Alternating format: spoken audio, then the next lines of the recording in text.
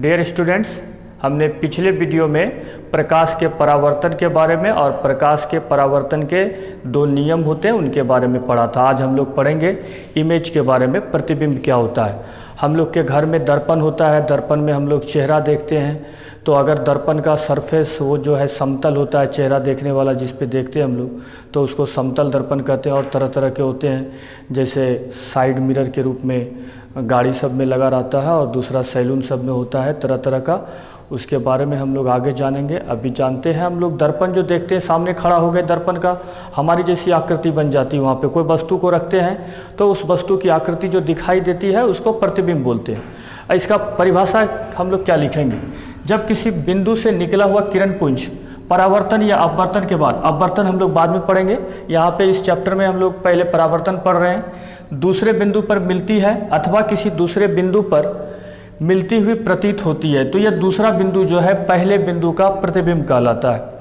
तो कोई भी वस्तु है, जैसे ये मोमबत्ती ही रख देते हैं किसी दर्पण के सामने में, तो इसके सारे बिंदु का अलग अलग प्रतिबिंब होता है, सब बिंदु का अलग अलग प्रतिबिंब बनता है। तो इस बिंदु समूह का जो प्रतिबिंब होता है उस पूरे को मिला के हम लोग बोलते हैं वस्तु का प्रतिबिंब।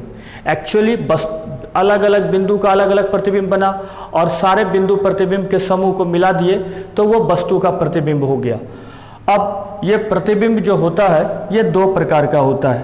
पहला नंबर हम लोग बोलते हैं रियल इमेज और दूसरा होता है हमारा वर्चुअल इमेज। रियल इमेज को हिंदी में बोलते हैं वास्तविक प्रतिबिंब और वर्चुअल इमेज हो गया हमारा आभासी प्रतिबिंब।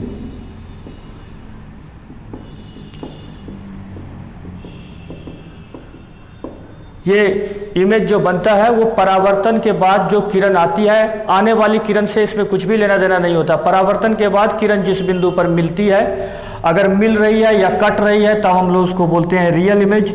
और अगर हमको लगता है कि वहाँ पे दो या दो से ज़्यादा किरण नहीं कटती है, बल्कि हमको लगता है कि वो कटती हुई मालूम पड़ रहा है या मिलती हुई मालूम प्रतीत होती है, तो इस इमेज को हम लोग बोलते हैं आभासी प्रतिबिंब। अब हम लोग देखते हैं वास्तविक प्रतिबिंब और आभासी प्रतिबिंब में अंतर क्या होता है, कैसे हम लोग दोनों को सेपरेट करेंगे कि कैसे दोनों अलग है। वास्तविक प्रतिबिंब जो होता है, किसी बिंदु से अभी हम लोग देखें निकला हुआ किरण पुंज मतलब दो या दो से अधिक किरणें परावर्तन के बाद जब भी होगा प्रतिबिंब बनेगा तो परावर्तन होने के बाद किरणों से बनेगा। पहले आपतित किरण और उससे आने वाली किरण से इसको कोई भी लेना देना नहीं होता है। तो परावर्तन के बाद किसी दूसरे बिंदु पर मिलता है यानी कटता है, तो वह पहले बिंदु का वास्तविक प्रतिबिंब होता है। इस तरह से अभी हम लोग जस्ट देखे थोड़ी देर पहले, एक दर्पण है और यहाँ पे एक वस्तु है और इससे एक फोकस से होके गुजरती है किरण, दूसरा जो है इस जगह से गुजरा, तो ये वास्तव में हमको यहाँ पे हम लोग देख रहे हैं कि वास्तव में कट रहा है, तो ऐसा प्रतिबिंब वास्तविक प्रतिबिंब हो जाता है। और वहीं उसका उल्टा आभासी प्रतिबिंब में क्या होता है, वो डायरेक्ट कटता हुआ यहाँ पे नहीं दिखाई देता है, वो कटता हुआ मालूम पड़ता है कि ऐसा दिखता है कि किसी बिंदु से वो कट के आ रहा है या मिलता है वहाँ पे।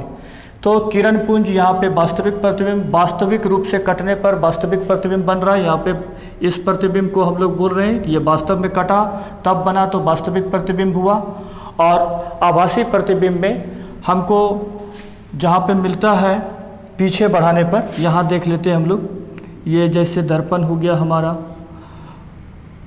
यहाँ पे कोई वस्तु है तो ये किरण आने के बाद इस तरह से चली जाएगी और इसको पीछे बढ़ाते हैं और दूसरा किरण जो जाएगा वो मान ले इधर से गुजरा, तो इसको पीछे बढ़ाने पर यहाँ पे प्रतिबिंब बन रहा है, तो यहाँ पे वास्तव में कट नहीं रहा है, तो ये वाला हमारा आभासी प्रतिबिंब हो जाएगा। यहाँ पे वास्तव में कट रहा है तो ये वास्तविक प्रतिबिंब हुआ, पीछे बढ़ाने पर मिला तो इसीलिए आभासी प्रतिबिंब बना। यहाँ पे पीछे नहीं बढ़ा तो यहाँ पे डायरेक्ट मिल जाता है। अब देख तीसरा है पॉइंट है, वास्तविक प्रतिबिंब हमेशा वस्तु के सापेक्ष उल्टा होता है। मान लो यहाँ पे वस्तु इस तरह था, एरो ऊपर था, हेड ऊपर था, तो हेड इसका नीचे हो गया। सपोज डेट यहाँ पे एक कैंडल रख देते हैं हम लोग, कैंडल का ये लॉ इस तरह से दिखाई देता, तो यहाँ पे जो प्रतिबिंब बनता वो इस तरह से हो जाता। तो वास्तविक प्रतिबिंब जब भी बनेगा वो वस्तु के सापेक्ष उल्टा होगा, और आभासी प्रतिबिंब हमेशा वस्तु के सापेक्ष सीधा होता है। हम लोग यहाँ पे देख रहे हैं, यहाँ जो प्रतिबिंब है ये हेड ऊपर है, तो इसका भी हेड ऊपर है। लास्ट है, वास्तविक प्रतिबिंब को पर्दे पर उतारा जा सकता है, पर्दे पर प्राप्त किया जा सकता है। हम लोग सिनेमा हॉल में देखे, वहाँ पर्दा भी देखे हम लोग, और वहाँ पे जो प्रतिबिंब पर्दे पर देखते हैं वो वास्तविक प्रतिबिंब होता है, आसानी से पर्दे पर उतार सकते हैं, और जो आभासी प्रतिबिंब होता है उसको पर्दे पर हम लोग नहीं उतार सकते हैं।